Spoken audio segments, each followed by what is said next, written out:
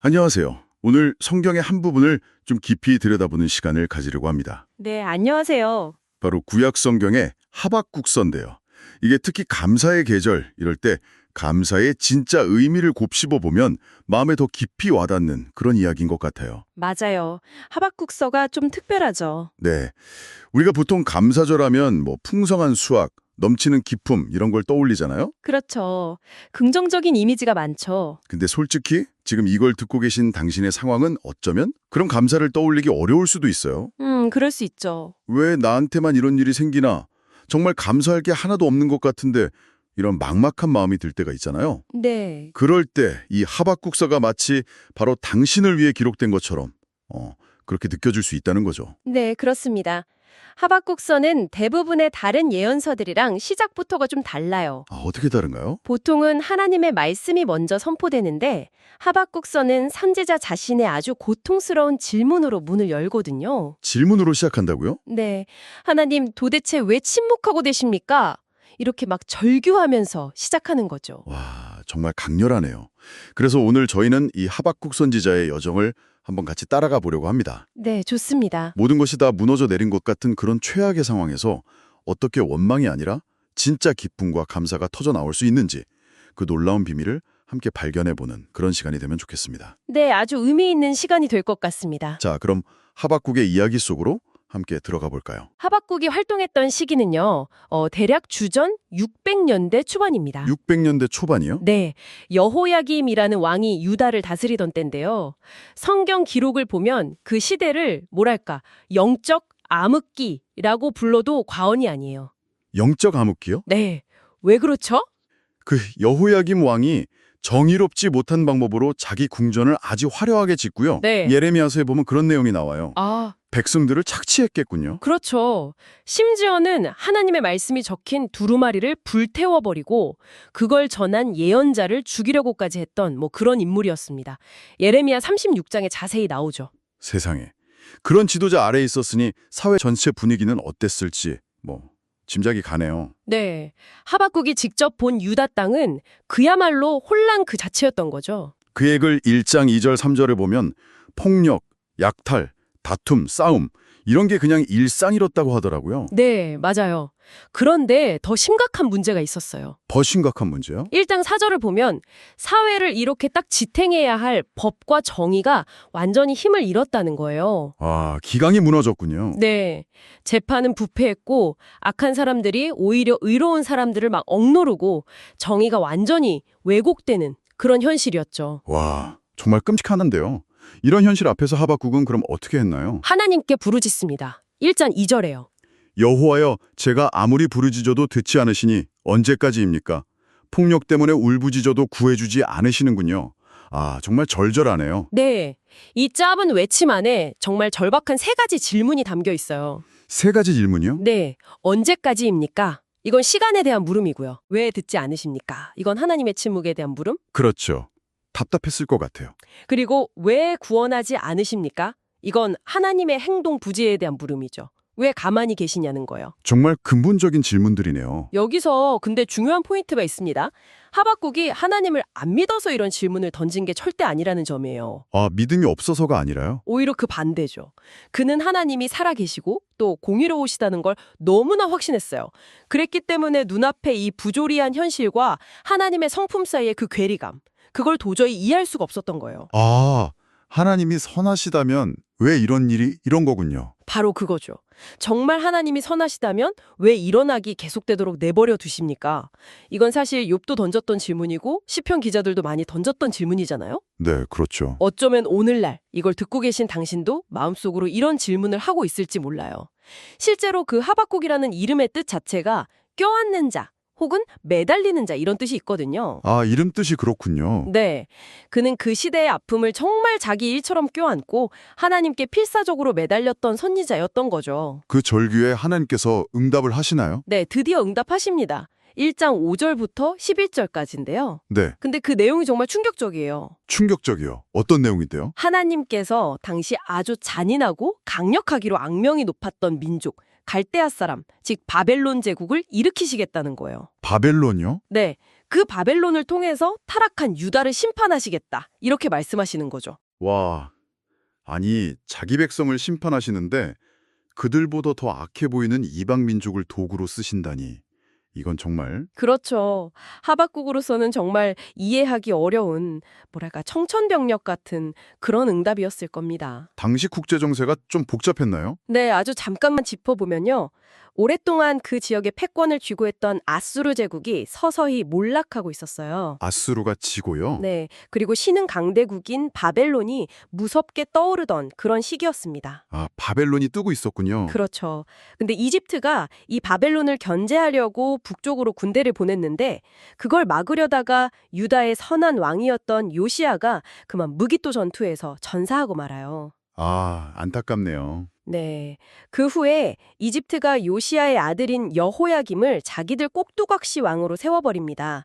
그래서 유다는 사실상 이집트의 속국 신세가 되죠. 그럼 국내 정초도 엉망이고. 네, 밖으로는 또 북쪽에서 바벨론의 위협이 점점 커져오고 있었고요. 정말 안팎으로 위기 상황.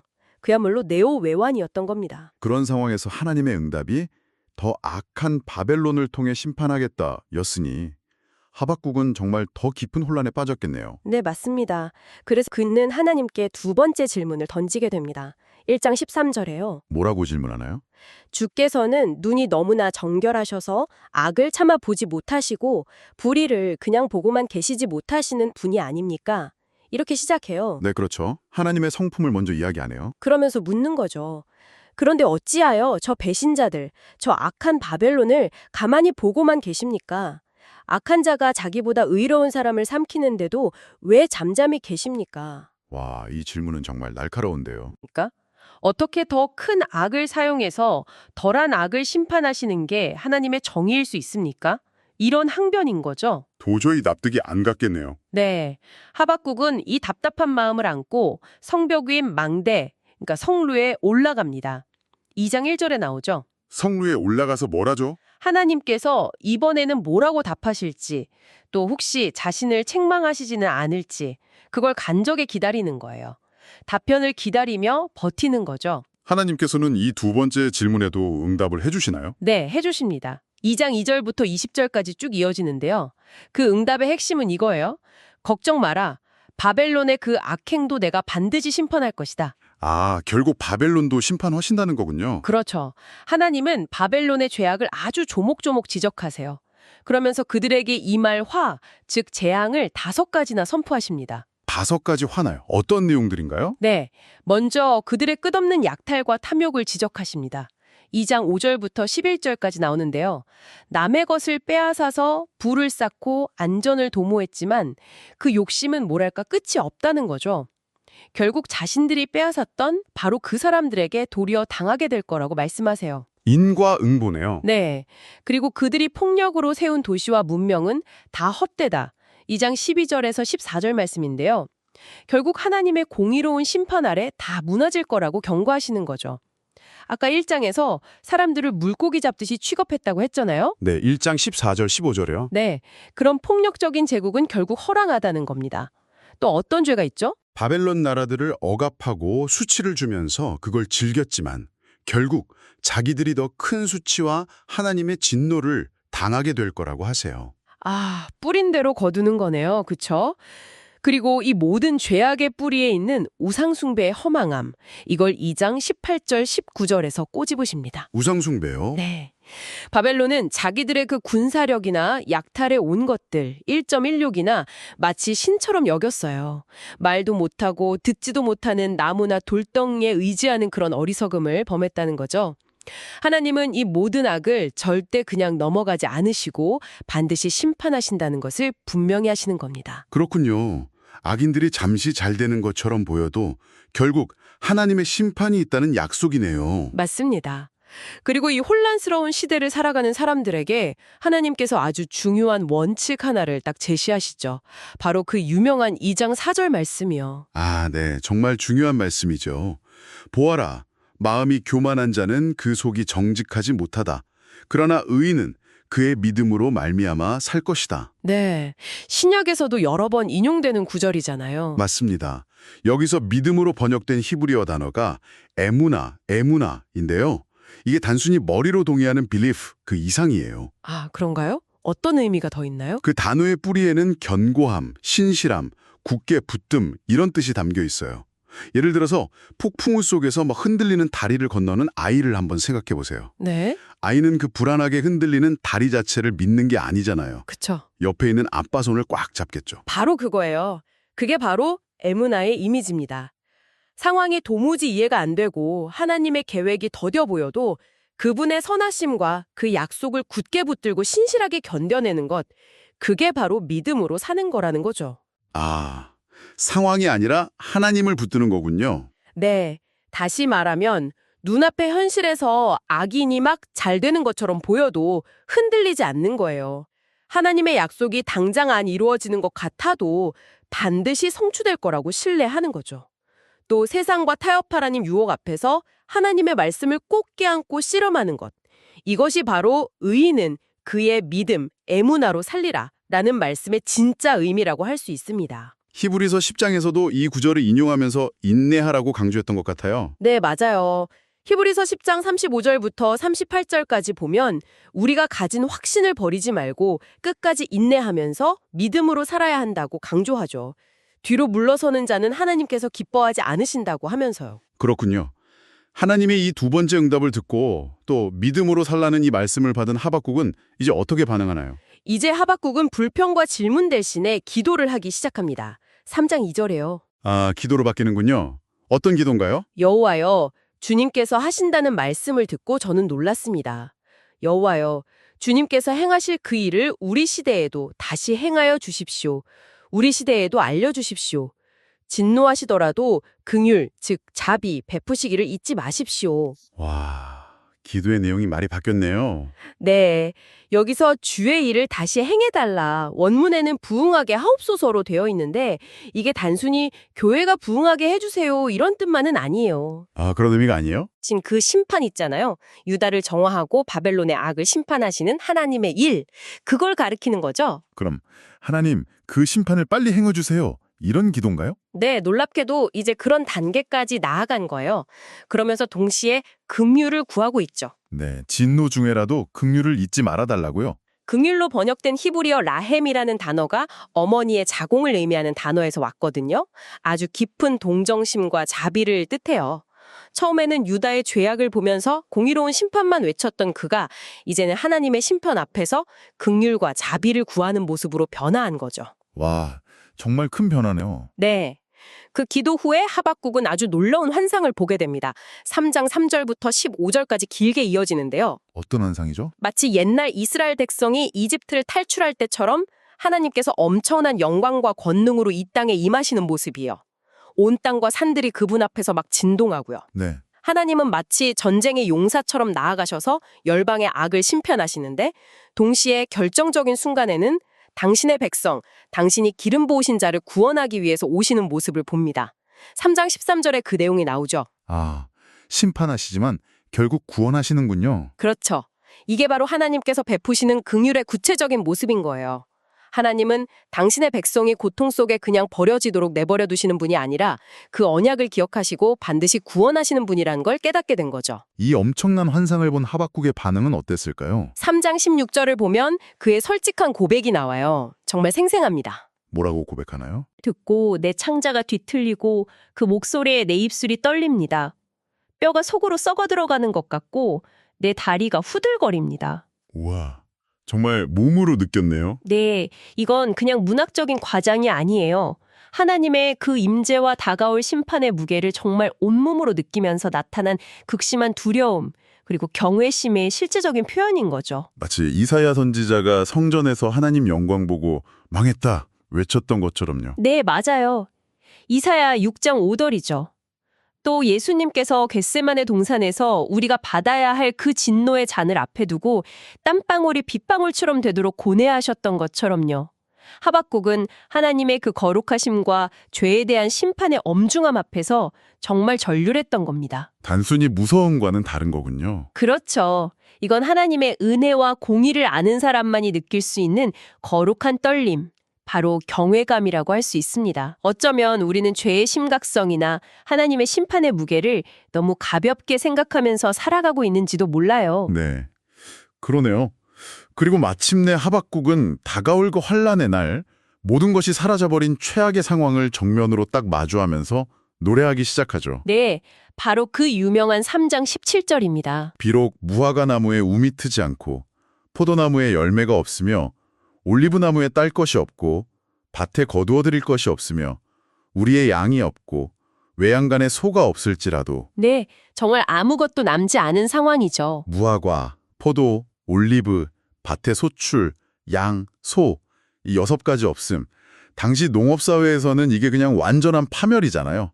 생존 기반이 완전히 무너진 거죠. 네, 주요 식량이 다 사라지고 전 재산이 날아간 거니까요. 이걸 오늘날 우리 언어로 바꿔본다면 뭐랄까, 통장 잔고가 0원이 되고 갑자기 직장에서 해고 통보를 받고 살던 집이 넘어가고 병원에서 더 이상 손 쓸 방법이 없다는 그런 절망적인 진단을 받는 것과 같은 그런 극한의 상황일 겁니다. 맞아요.